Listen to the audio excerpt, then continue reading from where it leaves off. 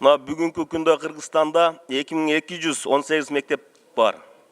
Билим берүү министрлиги берген маалымат боюнча, анын 1525 мектеп интернет менен камсыздалбаган.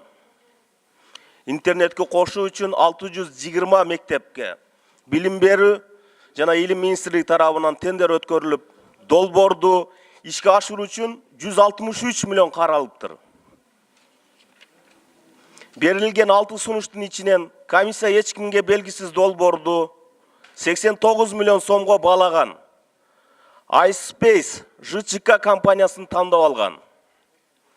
Урматтуу Ашырбек Мойдунович, ошол жогоруда айтып жаткан 620 мектеп. Кайсы мектептер?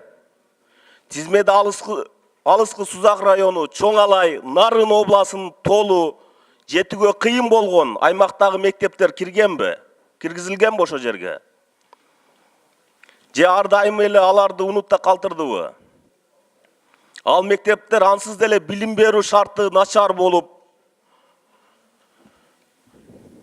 артта калып жатышат да. Өкмөт аларды биринчи орунга коюп, интернетке туташтырууну көзөмөлгө алыш керек деп айтат элем.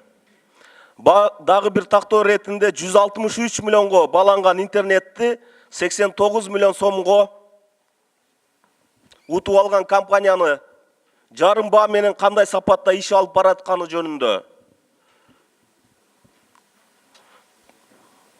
Ушул жогоруда маселе боюнча мага интернетке туташтырууга кирген мектептердин тизмесин, андан сырткары 163 миллион сомго бааланган долбоорду 89 миллион сомго бааланган боюнча түшүндүрмө берип, кат жүзүндө жооп берип койсоңуздар. Себеби бул жердеги алыскы Толу мектептерибиздин шартын оңдошубуз керек. Билим берүүнү ошол жерде көтөрүш керек деп айтат элем.